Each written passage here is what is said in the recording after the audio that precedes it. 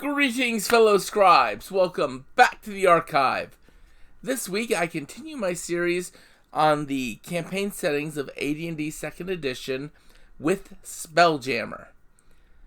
Spelljammer dealt with AD&D adventures in space. It involved a lot of fantastical whimsy with a dash of Aristotelian cosmology in the form of crystal spheres. I'll talk about that in a bit. I'm also still experimenting with lighting setups, so if you like this lighting setup, please let me know. I'm trying to get the videos to be a little bit less dark. With all that, just sit back, relax, and enjoy as I talk about Spelljammer, Dungeons and Dragons Adventures in Space! Before I begin, let me just say, if you like this video, please click like and subscribe down below. Follow me on Twitter, leave me comments, tell me what you like, what you didn't like, what you'd like to hear me talk about more of in the future. Help support me on Patreon, link in the description.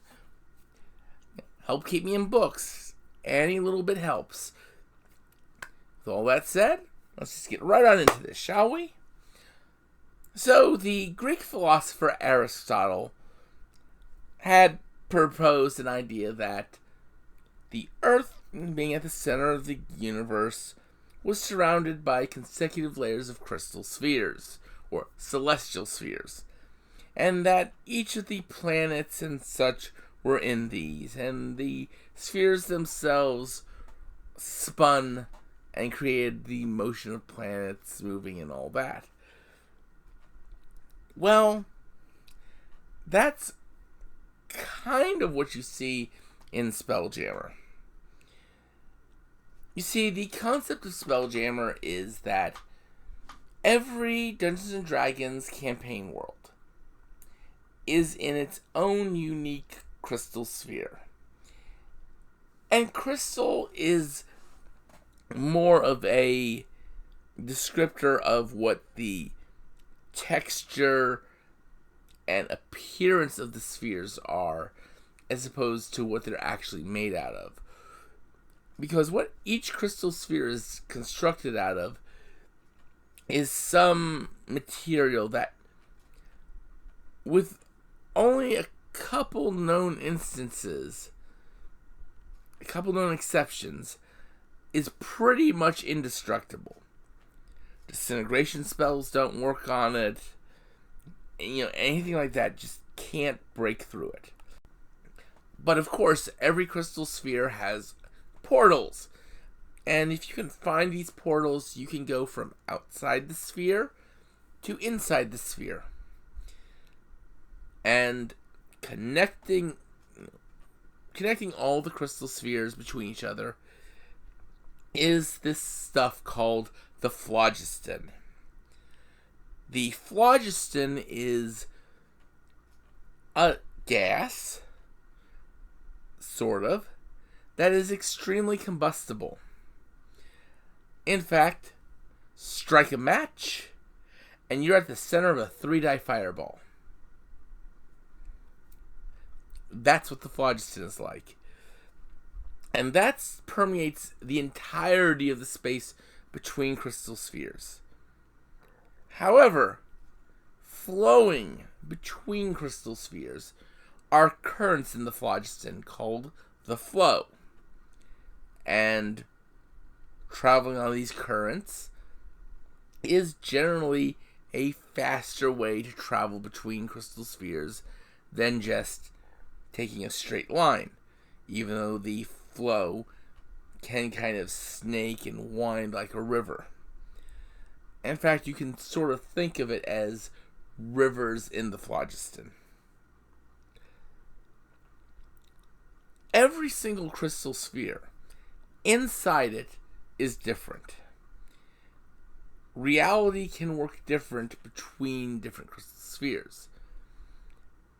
For example, in the crystal sphere for the world of Greyhawk, gunpowder weapons don't work. This, of course, makes the GIF very, very sad. But, in other systems, certain magics don't work. Every crystal sphere is unique. In some, the planet is in the center, and the stars and everything rotate around it. In others, there is an actual star in the center, and planets and such move around that. Some crystal spheres, the stars and constellations, are just little bright glowy spots on the inside of the crystal sphere.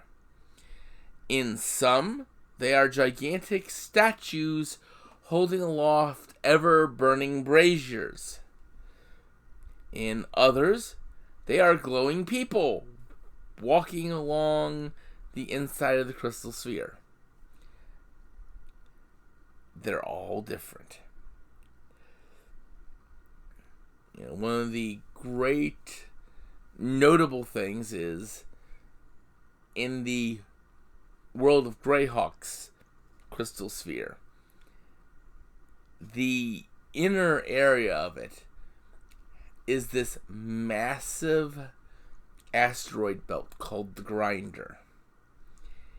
And any ship going to Earth has to go through the Grinder. And many ships fail because this is a massive fantasy asteroid belt that just is almost like an inner wall inside the crystal sphere. Of course, you have Forgotten Realms where you've got the moon saloon, and there's a moon base there and colony there that's free to trade with. When you go down to the planet, you have to deal with every major city having its own restrictions and laws. Like Waterdeep and many of the nation cities of Sembia require spelljamming ships to land outside of view of the city and then sail in normally. Other than that, you've got the nations of Karatur, where some of them have very specific landing spots with very high docking fees that have to be paid. And that's how that system works. And every system is unique. Every system is different. Some don't even know about spelljamming. Some know about it and restrict access, like you see on Waterdeep and Sembia, in Faerun on Aber a Toril, the world of Forgotten Realms.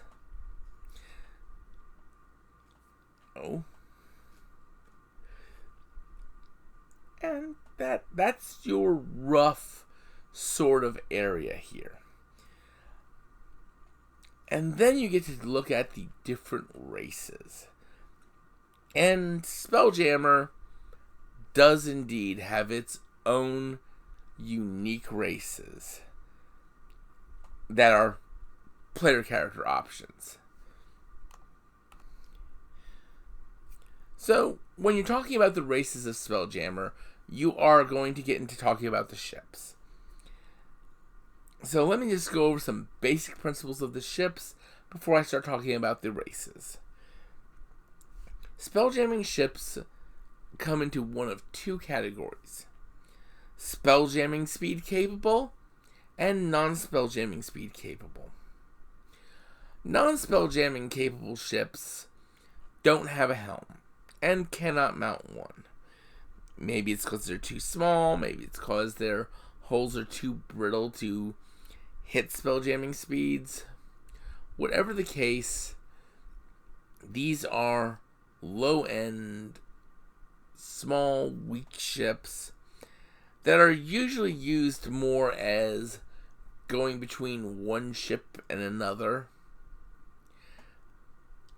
or they're used as fighters in ship-to-ship engagements. They move at what's generally considered tactical speed. Spelljamming capable ships usually have a device called a helm. The two main types of helms are the minor helm and the major helm. These can cover up to a certain tonnage of ships. A mage sits on the throne that is part of a helm, and that mage or priest uses their magical power to propel the ship. They use up all their magic for the day when they sit down in the helm, and that powers the ship. And mages can get a bit more speed from a ship than a priest. Of course, there is two more types of helms that are magically powered that can get to spelljamming speeds. These are the Life Jammer, wherein instead of a mage or priest sitting on the helm and controlling it, certain unethical species, Neo-G and Drow among them, will put prisoners and slaves in instead, and their life force is used to power the propulsion of the ship. The other, even less common helm is called a furnace helm. A furnace helm, you stick magical items into it, it destroys the magical item, and uses that magical item's inherent energy to propel the ship. There is a sub-variant of furnace helm called the Artifurnace helm that has a single artifact at the core of it, and it just powers itself perpetually off that artifact. But there's very, very few of those out there. Of course, there are non-magical helms. These are commonly used by gnomes. I'll talk about them later. They get minimal spelljamming speed, but they are capable of hitting spelljamming speeds. So with that brief overview of the ships themselves, we can start talking about the different races. And you have the standard races from Dungeons and Dragons in the setting. You have elves, you have dwarves, you have humans, you have halflings, you have gnomes, the whole shebang. However, there's some little twists to them, especially to the elves and the gnomes. You see, the elves have this thing called the Elven Imperial Fleet. Elves have basically declared themselves the peacekeepers of space. And they grow their own fleet of ships. These ships range from flitters, which are non-spelljamming capable ships with a light ballista on the bow that are used as fighters, to the Man of War, which is a main ship of the line type ship, shaped like a gigantic butterfly. And then they have the pinnacle of shipbuilding, the Elven Imperial Fleet Monarch, which these are ships that they act as carriers for flitters, they act as command posts, and frequently the elves will put several in a circle so that their wings will grow together, their sails will grow together, and we'll turn those into standing bases. And that's what you deal with elven ships. And the Elven Imperial Fleet tend to go, yeah, we're the people in charge, you do what we say. 'Cause elves are snobs in this setting. Gnomes, on the other hand, are terrifying. Gnomes are basically tinkerers and gadgeteers. They have non-magical helms that are powered by giant space hamsters running in giant hamster wheels. And yes, they get to spelljamming speeds with these. They do have the normal assortment of shipboard weapons: catapults, ballistas, cannons, etc.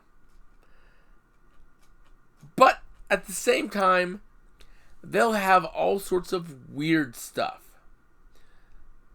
Like, only gnomes would put black puddings in a glass canister to throw at other ships.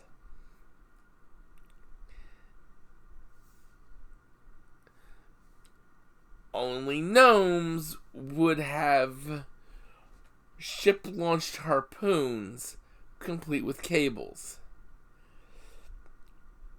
and do things like electrify the cables. Don't ask how, 'cause I still haven't been able to figure it out. And that's kind of what gnomes are. They're crazy, and most sane people steer away from them.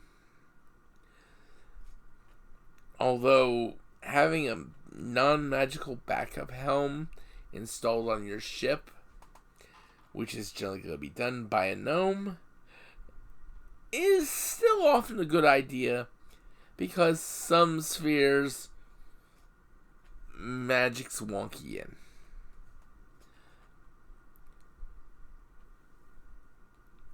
And then you have the races that are unique to the Spelljammer setting. Among these races are the Drakon. These are centauroid half-dragons. They're not actually half-dragons, but they're big, they can carry a lot, and they take up a lot of space on your ship. But they're a unique thing to Spelljammer. And then you have everybody's favorite nutcases, the Giff. That's Giff. Not to be confused with Gith, Gith. The Giff are anthropomorphic hippos. They have a militarized society. Many of them are mercenaries. And they love smoke powder using weapons. So they love guns, star wheels, bombards, great bombards, things that use explosives to send balls crashing into things.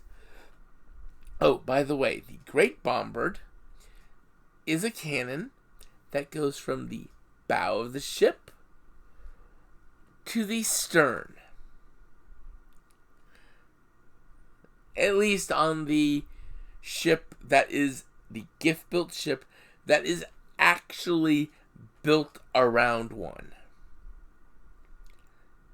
That has a Great Bombard and then some secondary bombards along the sides.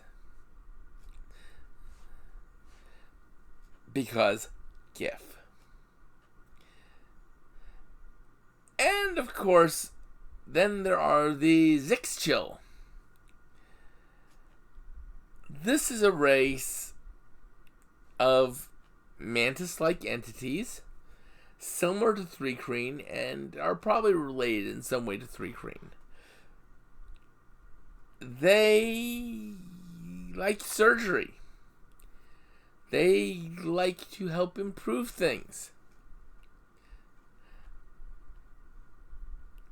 They don't have a sense of aesthetics.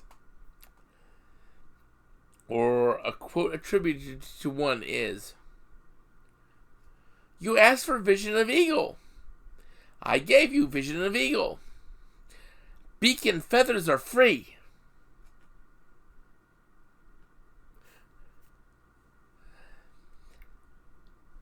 Of course, those are the normal PCable races. And then you have the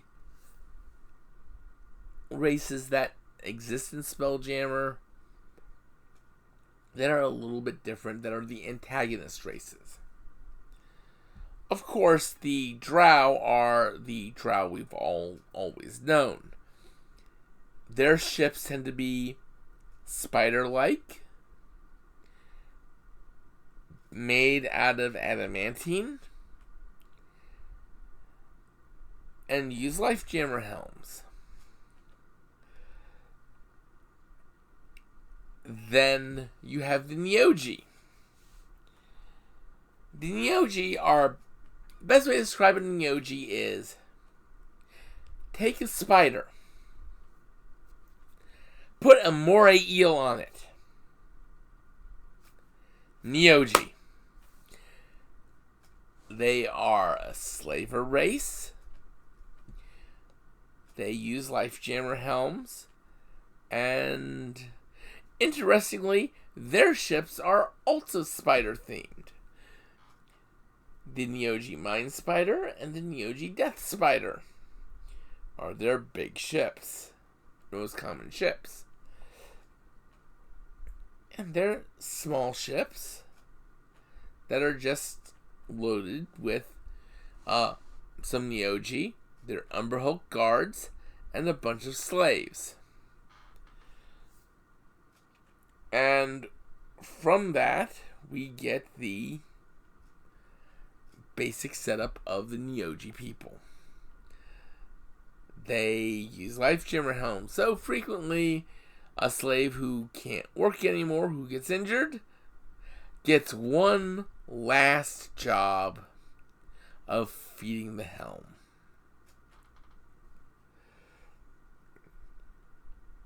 And then you have the Mind Flayers, the Illithids. Their ships are the Nautiloids. Their most common ship is the Nautiloid, which is a big Nautilus-shaped ship.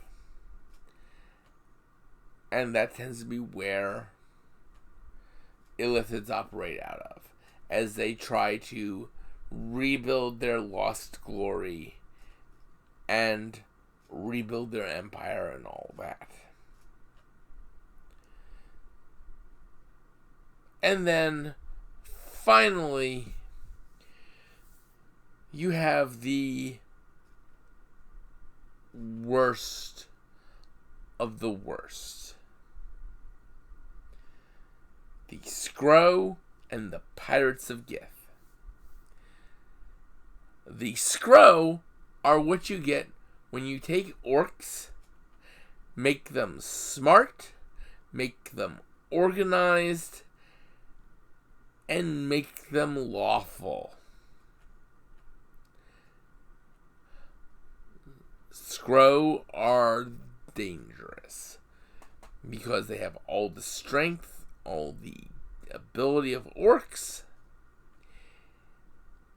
and on top of that, they have militaristic style intelligence and ways of thinking, and they can actually think.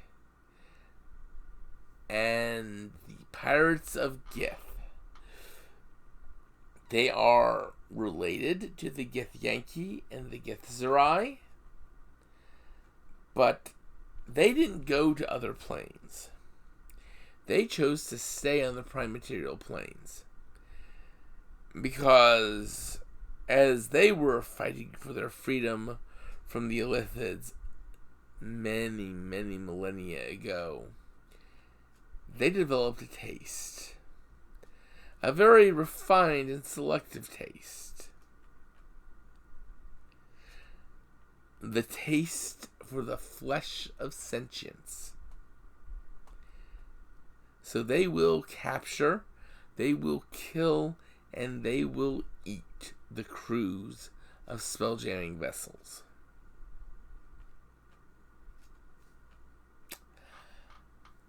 And that is all the quick sort of overview of Spelljammer.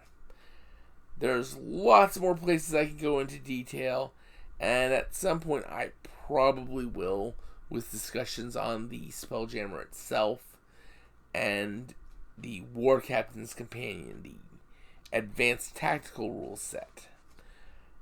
But for this series, this covers what I want to talk about with Spelljammer.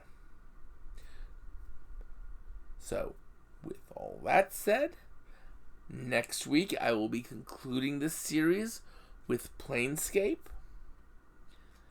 So until then, I'd like you all to remember to have fun and keep gaming.